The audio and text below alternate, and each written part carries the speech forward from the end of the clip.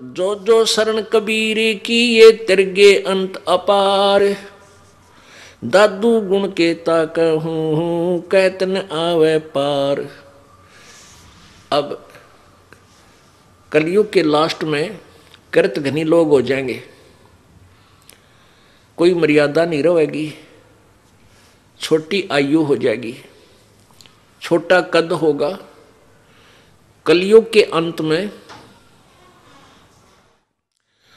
इस मानव की 20 वर्ष की उम्र होगी।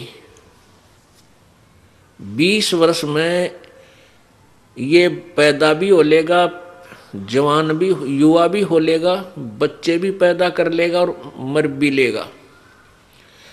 वैसे तो 15 वर्ष की रहेगी, क्योंकि 20 तो कोई एक आधा, 20 वर्ष तक तो कोई एक आधा मनुष्य जिया करेगा। जैसे आजकल नौके 100 वर्ष का हो गया वो फलाना, नहीं तो 80-90 में सबकी टिकट कट लेती है, सभी मृत्यु को प्राप्त हो जाते हैं। उस समय फिर 15 वर्ष की उम्र में तकरीबन मर लिया करेंगे।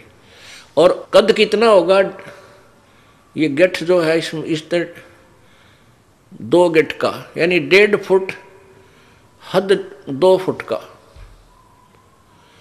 और इतनी जनसंख्या हो जाएगी, इतने कृतघ्नी लोग हो जाएंगे, कोई धर्म को नहीं जानेगा, कोई मर्यादा नहीं, कति पशुओं जैसे व्यवहार, कच्चा मांस खाने लग जाएंगे।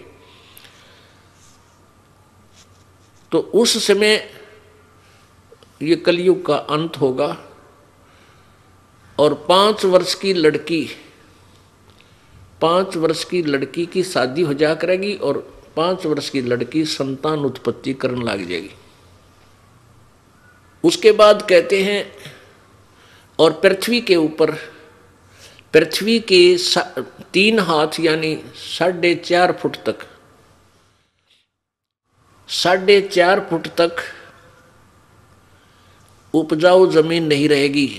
4.5 फुट तक नीचे नीचे कोई उपजाऊ अंश पृथ्वी पर नहीं रहेगा। अब आप देख रहे हो, किसान फसल तैयार करते हैं और उसमें कितना ये खाद डालते हैं। अब तो लग रहे हैं पूरी स्पीड से धन इकट्ठा करने को, लेकिन आने वाले समय में यह पृथ्वी कति बंजर हो जाएगी, इसके अंदर उपजाऊ अंश नष्ट हो जाएगा और वर्षा नहीं हुआ करेगी, क्योंकि पापी प्राणियों के लिए वर्षा नहीं होती, पुण्यकर्मी प्राणियों के भाग्य से वर्षा होती है।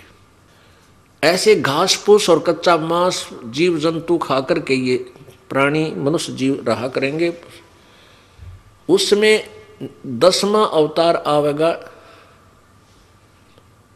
नीकलंक नाम तय, और फिर इन सब कृतघ्नियों को मारेगा, काटेगा, गर्दन काटेगा, जैसे परशुराम ने क्षत्रिय काटे थे। उस समय भी कुछ आत्माएं 1-8% जो भगवान से डरने वाली होंगी वही बचेंगी।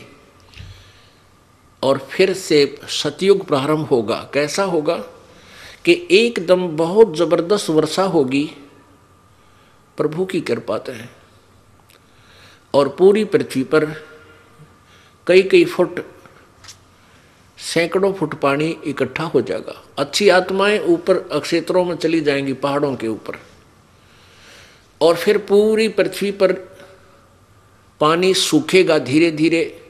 जो नीचे उपजाऊ अंश नष्ट हुआ था वो धीरे धीरे जहर, वो विष ऊपर आ जाएगा जल में, और फिर वो धीरे धीरे जब सूखेगा उसमें फिर पूरी पृथ्वी पर घास फूस, वन, ये पेड़ पौधे उग जाएंगे।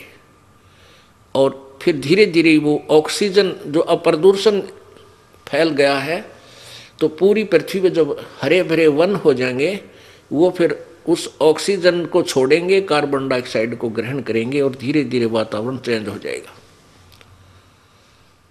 और फिर से सतयुग प्रारंभ होगा।